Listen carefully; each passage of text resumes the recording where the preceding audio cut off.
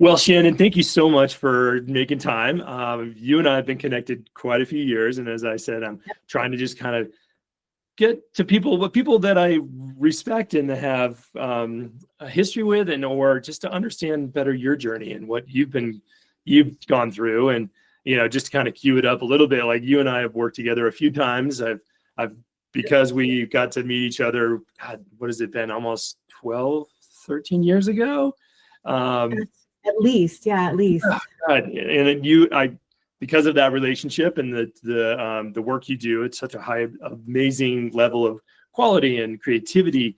Been able to have you come and work at other places that I've been at, which has been fantastic. But when I first met you, I mean, you were head of marketing, I think, at the company where we worked together, and right. You were always just so dynamic and had such great ideas. And I always liked coming and hanging out, sitting next to you at your desk and bothering you, I'm sure more than I should have. But I was always just so fascinated with kind of your journey as we've kept in touch the last couple of years. Just on, again, you went from kind of corporate America to building your own business and going out on your own. And so one, welcome and thank you. But two, I'd love to hear that process of, how you became to be your own boss. I have this joke that it's not really a joke. It's just a statement. Like, I am a terrible employee. Like, I'm just the worst employee in the world because I really have to believe in what I'm doing and believe in the process. And I don't take demands well. I don't and I won't blindly do something if somebody tells me to do something just because they tell me to do it. Yeah. So really this just becoming independent was for me, it was more like really trying to figure out where I could be the most impactful, like where I could be the most helpful.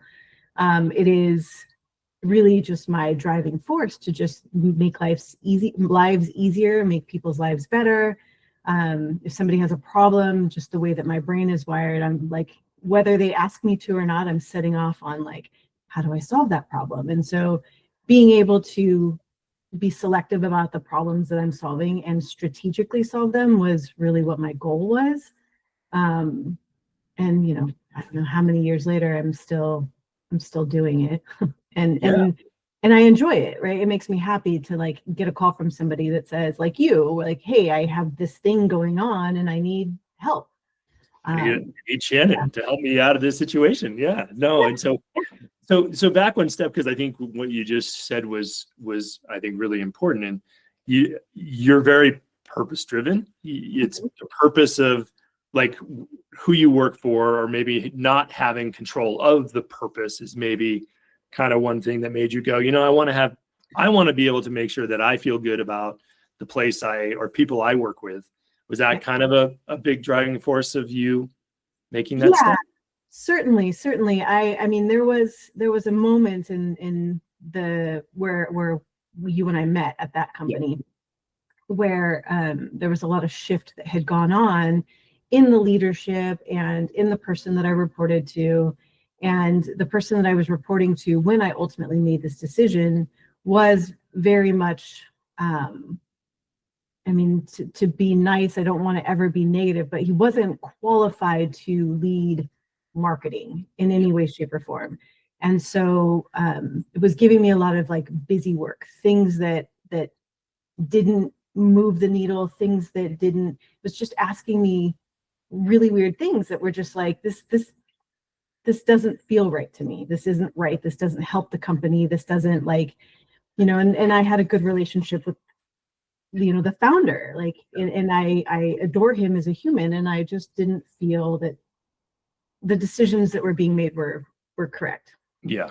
And that's just, I'm not about collecting a paycheck. I need purpose. I need to feel like I'm making a difference. And I mean, that's in everything, in home and work and, projects, everything. And so I ultimately, I left, and, thankfully the husband supports that decision, and it was, kind and gracious and has been very supportive of this. But, I have been very fortunate also that I have these relationships like you and several others that just come to me when they have problems that need to be solved. And it's helpful because I'm also terrible at sales and like reaching out and like, Yeah, no, so I guess on that, so you Yeah. made the shift, which was definitely, I think, deeply rooted in you wanting to really be able to own your purpose and be able to decide who and how you worked to make Yes. you, which is amazing, which I think is the reason a lot of people make those shifts. They either get pushed into it or they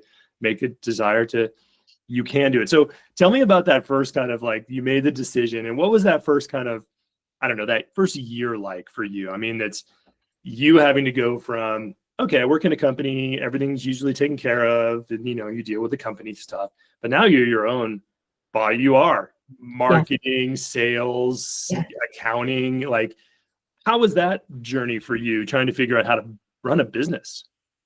I mean, there was no chat GPT at the time, or, Right. like all we had is Google search, right? So trying to figure out like, how do I set up a business? How do I operate? And the process of, figuring out like I need an LLC so that, I'm financially protected, and, I need a business banking account, like all of those things. Like I had to go through that process and figure all those things out. And I did, and like just, plugged along and had several conversations with, people that I had worked with in the past. And so I had enough project work to allow me to do these things. Yes. And that first year, the first couple of years really were very instrumental in where I'm at today, because that was a process of learning, like, just because I have a relationship with someone and the project that they come to me needs a solution, learning that I might not be the right solution for that project was a very important lesson. And learning how to really guide at the same time. Like, I'm not going to take something that I can't be successful at. Yes. Because just because I'm within the design and marketing realm, a lot of times people come thinking that, hey, I need a solution, I need this. And I would be able to, I got to the point where I was able to say like, oh, okay, well, I do know somebody who can do that, or let me help you find someone that can do that. So it became not just me solving the problem directly, but also helping them find the right solution. Yes. Which is, I think, yeah, no, sorry to interrupt you. I think that's been a theme as I've met with kind of almost 15 people now who have either hung their own shingle or started a business, is really focusing on being focused. Focus on the things that you do well, and don't, and there's some stretching you have to do, like, okay, I don't know that, but I'm going to learn it. But there is a thing where you're just like, I'm a specialist at this. One of the things I wanted to ask you is, just because I think this is also a theme, or I won't say like, well, let me just say, like, how did you get to a place where you could put a dollar on your value? Like, was that a hard transition to go, I'm worth X dollars an hour or X dollars a project? How did you kind of go, yeah, damn it, I'm worth that? Yeah, no, I mean, that is really hard. It is hard to value. Like, it's really easy for me to look at somebody else and be able to tell them like, okay, well, that service that you're providing, you think about these factors and how much money you're saving them in the long run. This is how much that's worth. And it took me a while to be able to say that about myself, that whole like inner critic and, just imposter syndrome, or exactly. Yeah. And being able to value myself enough to say like, I'm not going to do that job because it's worth more than you're willing to pay for it. Most of the time, at this point, I'm very rigid about having a very clear brief, right? Like I need to make sure that everybody that's on the other side understands what they're asking for that purpose, because I'm going to give you a quote, but I need you to understand what we're agreeing upon first. And that was a hard thing to get to. And so that goes into like, if you want something from somebody, being able to clearly communicate that thing, right? And that's hard to do, I think. And I know I'm like always like, oh, I'll just do that extra little thing, or this or that, or the creep of one more request kind of stuff that comes in. And as you're looking at your value and what you provide, and it does have a value, and it's hard to kind of get that clarity. But I think as soon as you get that, this is what we're talking about, this is what we're doing, you agree to the expectations, and this is how we're going to deliver, makes it so much easier for you to just be like, yeah, we're on the same page. Right? Yeah. I do prefer, and I think we've had this conversation historically, I do prefer to develop like a scope of the total work. And there's always like some flex in there, right? Like, I prefer a retainer because I don't like the nickel and diming of those little requests, right? So usually it's a block of hours, and that works well, I think, on both sides. And then if there's a little bit of over or under, like it's not a big deal. I agree. Yeah, it's worked well working with you in a couple companies now. What's for you, I guess, after the first, now that you've done this for considerable amount of years, 10 plus years. Yeah. What was been and kind of the early, if you could just think about the first few years, like what was kind of the biggest personal shift that you made that you were just like, was there a point where you're like, damn it, I'm good at this. I know my value. I can stand up for who I am, my purpose, and I can say no to business. Like, what were some of those things that you just thought were like, all right, that was a huge change in the way that I think about how I'm going to be a baller leader of, my business. Right. I would say there was a stretch of a couple of really complex projects that I ended up having to take a step back and having a conversation with my client and just say, like, look, there has been like not just scope creep, but a departure from what the original ask was, and like having to bring in other people and having to work with other people, and then just trying to navigate that, like still trying to solve that problem, because I'm never just going to drop like the project, but being able to go back to the client and learning to trust my own instincts in something. Like, I know that this is not within my wheelhouse, and I'm not going to pretend it is. And then just being able to own that not being the end all be all for everybody, right? Like, I won't have the solution for everything, but I certainly will help find it. Yes. And learning to have the confidence to say, like, that's not something I personally can do for you. And I still do that, whenever somebody pops up and it's like, heavy development or something like that. Like, I'm not smart enough for that, unfortunately. I really wish I was, but I'm not. No, that's good. So, how strong how do I ask this? How important do you think it is for you, or in your journey, to get to a place where you are confidently can say no? I think it was really important because in the beginning, there were a lot of projects that I took on that were very, very time consuming. And it did end up being like, oh, well, can you do this? And can you do this? Can you do this? And not being able to say no put me in a position where I couldn't go out and, accept other work because I was bogged down with this work that was, really packaged in at this particular price. And learning, through that process of like, gosh, I'm ripping my hair out here trying to get this one little job done and not able to do these others. So learning that was a big one. Yeah. And that was one of the things that I've really appreciated with our friendship and professional working together, is that you're really great with seeing the kind of the bigger picture and really focusing on the things that you do really well, but you're always looking at ways to offer suggestions for, well, I don't do that, but I know this person. You're very generous with the community you've put around yourself to go, I'm not that person, but this person, we work well together, or they can help you with doing that. So I've really appreciated that. Just a little side note. So well, thank you. Yeah. I can't pretend I know how to do everything, right? Doesn't make any sense. No, and I think that I know that can happen in larger consulting groups where they just say yes to everything, and then you get knee deep into it and you're like, it's not really what the customer needed to have as an outcome. So, all right, Shannon. So you're sitting down with a younger you, and what would you, or someone who wants to, actually, let's say this. You're sitting down with a young person or an older person who wants to go out on their own, what would be a couple of things that you would recommend they do before they make that big leap?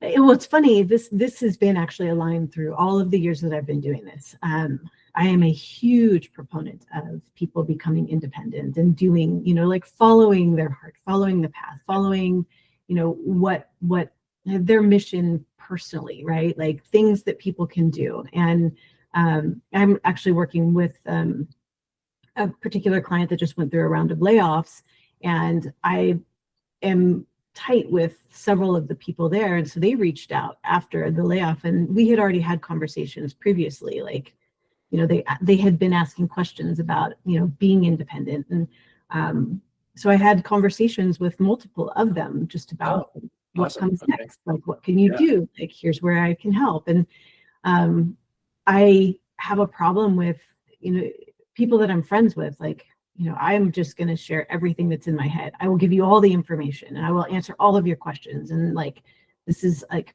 there's nothing I won't tell you. And really, I think the starting point is figuring out what that one thing is that you can do and feel confident in. Don't worry about anybody else. Don't worry about like whether or not it's something that everybody needs. Like what's a problem that you can solve yourself? And then you can start looking at how to do that, whether or not you need a website, or you can lean on people that you already know and start doing it. I mean, I think it's possible for pretty much anyone to do it. It's just knowing what that thing is. That's the hard part. One thing I think I forgot to mention, or I didn't mention when you were asking about the beginning process. I have done so many things, right? And because I have this like insatiable thirst for knowledge and understanding, that point of being able to say that's not my wheelhouse was hard for me, because there's so many things that I can do so many things, but not necessarily exceptionally well. So learning to hone in on the thing, the thing or the couple of things that I can do. And so that is the I would say the advice that I have is really like try and decide what that thing is. If it's marketing, if it's sales, like whatever it is, figure out that one thing and then figure out how you can talk to somebody about it. Solving those problems around that thing and making sure you can show that you can do or solve those problems. I think I agree. I think that's really hard for people who have maybe worked in an organization, especially, I mean, I know for me being kind of like operations and across the whole customer journey and the whole revenue journey, and I've managed business systems and people and, global expansion. Like it's hard for me to go, what is it that I'm really, passionate about? I like the work and people. And so it can be tough. It can be a tough thing to focus on. So, I've always admired I don't meet many people that share my enthusiasm for just positivity, right? Like you and I have always shared that like almost annoyingly optimistic, like humanity, right? And that's why we connected so quickly. We're like, damn it, it's all going to be okay. Exactly. But I've never met anybody that was so gung-ho on ensuring the experience of like in your roles, like making sure the customer had everything that they needed. Like, you were an employee of this organization, but you worked for the customers. Like you were so hell-bent on making sure that they had what they needed. It was not something I'd ever like seen in anybody else or have ever to this day. And I have always admired that about you. And if I like ever work with any company in my mind, like that's the bar, right? Like any company I work with, like if they're not going out of their way, like Lee goes out of his way to make sure that the customer is happy, subpar. Shannon, you just made my year. That was so nice. Thank you so much. It's nice I do really try to put a passion into everything I do, and it is nice to get some validation on that. So thank you for seeing that, because it means a lot. So. Yeah. All right. So last little bit, what are maybe a book you're reading that you're like, that's the book I wish I had read earlier? Or is there a process that you kind of gravitate to? Or what's one of the biggest myths of being a founder leader that you would like to call out? Oh gosh, that's a hard question. Like there's three separate questions there. No. Pick one. You can pick one, or just take it where you want to go. Yeah. Well, so like the first one, book. So I have not been like an avid reader of any kind of like books, but I am now an avid reader of history, and that's just understanding because of where we're at now. I'm like personally, I'm very passionately invested in where we're at right now as a country. Yep. And there's so many things that history was always my absolute worst subject. I was so bored by it. Like I had zero interest in it as a kid, like growing up and learning about it.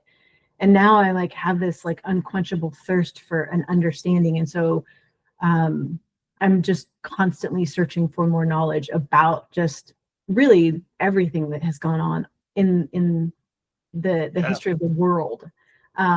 So yeah. Is that so you can understand or help to put I guess some logic around what's happening maybe today, or what you're trying to make sure that you're building around? Because I know you're doing some things and building some communities and some new things with relation to how you look at marketing and messaging. And yeah, I mean, it's really, I think my focus now is it's so human. I really have almost no interest in the capitalist commercial side of the creation process anymore. Sell stuff just to sell stuff. Yeah. That whole concept really bothers me at this point. It's asking people to purchase things that they don't need. I have been I've been through a pretty large shift just in who I am as a human, I think.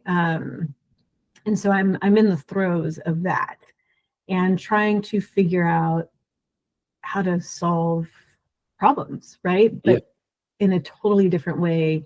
And more so really how to be here for humanity and for people in a way that helps them not feel alone. And that, so I spend an awful lot of time creating things and really just speaking about what's in my heart about it. And the feedback that I get is, and I started doing it because I was feeling so alone, and I was feeling so like crazy for feeling the way that I did about things and seeing the things that I was seeing. And, the neurodivergent side of my brain is really good at pattern recognition, and I'm seeing things and I'm just like, these things are wrong. There's a shift. Well, and I think there's a big shift happening. I know, talked to a few people who are kind of feeling the same way. And I think the uncertainty with, the impact of AI and how that's, taking or kind of moving almost humanity to the side for this rush to automate everything and replace people. And, what's that do? And I keep coming back to great AIs can be a great tool. We can do some great things with it. But again, at the end of the day, we're people helping people, and people buy from people, people trust people. Like, we have to make sure that we're not losing the humanity of just trying to more quickly sell stuff or, So I think I'm excited to watch your journey in this, because I know we've had some talks on it, and I'm excited to see what your next evolution. It's kind of neat to see, been part of the first maybe 10 or so years, you building the business and the identity and your purpose, and now there's another shift happening. So I can't wait to see how that's going to evolve. So if people want to connect with you, Shannon, where's the best way to kind of connect with you and follow you and see what your next journey looks like? I mean, the me that exists now, I have an Instagram account, and that is where I really am presenting I guess the version of me that I am now. Like, the work side of it, obviously I'm still, there, and I will still take on projects that are meaningful and, want to make the world a better place. So I have 2 websites and a social account. They're different sides, right? So I don't know if you want me to give those to you, or Yeah, no, I'll share that in the post that I do, and so people can see both sides of Shannon and get to see if connecting on which one makes the most sense. But I think your passion for what you do, the purpose, and I can, testament that working with you for multiple years, the quality and passion you put into delivering an amazing experience for, the marketing, branding, tone for an organization has been so, has helped me out many, many times. So I appreciate that. So Shannon, thank you so much for sharing your kind of origin story and your journey and where you're at and where you're going. So I really appreciate it. Thanks, Lee.